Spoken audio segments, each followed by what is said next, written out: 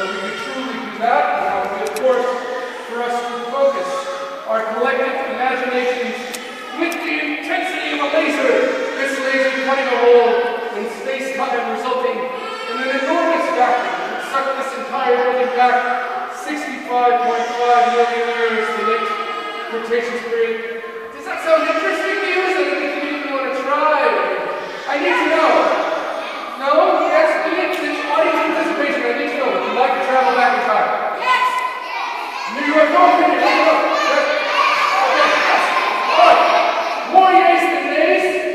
So you'll just need to bear with me for a moment while I dig through my bag of time travel. We don't need everything in here. We don't need you, Harry. Sit this one out. Such a mess in this bag. That was okay. All right. This will represent the sun throughout our journey. It's really hot. 10,000 degrees hot. Mess upon mess. Here we are. This will represent what else? The Earth throughout our journey. And here we are now in the southwestern portion of the North American continent, very near to the stomping grounds of the tyrant and lizard king. We find his fossilized remains in one place on this continent called the Hells Creek Formation, and that's shared by Wyoming, Montana, the Dakotas, Canada. So we're very close with New Zealand. One more object in this messy bag that I will clean out tonight, and I think that not now. Sorry, excuse me. Where was I? Oh yes, here we are. This will represent you, professors, throughout the time of the process. I know the resemblance is uncanny. Professors, I will require absolute silence and concentration for the next few moments. Professors, brace your nerves. Focus your imaginations, because here we go. 65.5 million years in the past, back. The 80s, land is climbing the charts, back. Further back, the Roman Empire, back. Mesopotamia, behind me. Back in time. Ice Age, until the leg of time. I dream of more other ice ages, and then the other leg of time. And here we are, man, 65.5 million years in the past. Look at you. We look so cool. So, here we are, making patients.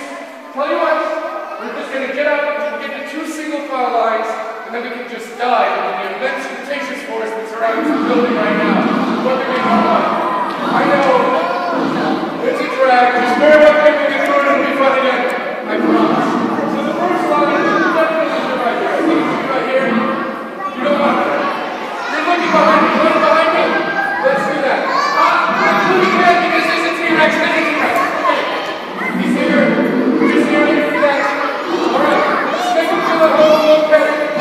Relax. Welcome to the show. Okay. All right. He's hungry. He's friendly. Not to worry.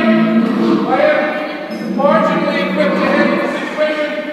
Relax. Will you please look up and give us something very interesting that is swinging rhythmlessly to and fro? Okay.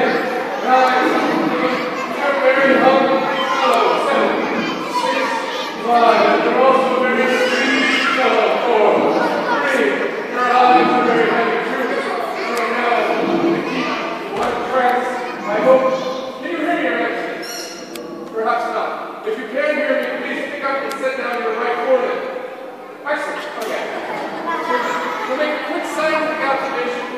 He's a beast-footed dinosaur. Theropod means beast-foot in Greek, 2 beast feet. And who can guess is our enormous specialized skull, filled with around 6 beasts arranged? Wow. I just got the worst idea ever. What the heck? When am I going to get a chance to do this again? Your Majesty, can you hear me? Open your mouth very widely, and don't shut until I tell you to. Fingers crossed. A little extra protection. Here we go. Oh, this is such a dumb idea. Why did I do this? Okay. It was working. Close your mouth. All right, it's under our tracks for real.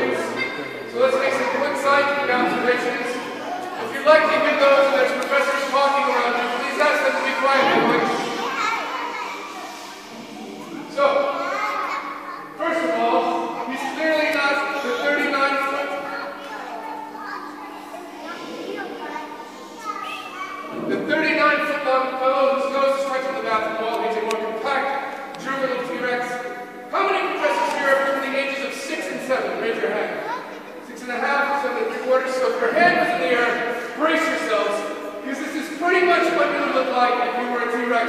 Now, I put him at around 6 or 7. In addition to that, he's covered in this magnificent material. Oh, it's very nice. What do we think it is? If you have a theory, raise your hand. What is His Majesty covered in? It's not scales, it's not skin. Over that. You have a theory. What's your theory? Fur is an excellent guess. It is made out of keratin, which fur is also made out of, but it's something else, yes. No, over that. That's a good guess, though. What's it covered in? Yes. Over it. Over the bones, over the skin. What's that plumulus covering? That's a hint, yes. Fur is a good guess, as we said before. Any other theories other than bones or fur? Yes. Hair? I'll tell you what it is. His Majesty is in fact covered in feathers. Yeah. But these aren't the stiff flight feathers of a hawk or an eagle. Think of the plumulus downy feather on an ostrich. On a dinosaur, we call these feathers proto feathers. Everyone say that word for us. Proto feathers, right. I should point out I actually found a juvenile T-Rex that had these proto feathers. So we had found them for cousins, close, beast-rooted Tyrannosaurus cousins. It leads us to believe it's only a matter of time before we have heard of the juvenile T-Rex that had them. I'm just going to check out this man very quickly. Your Majesty, please let us throw back.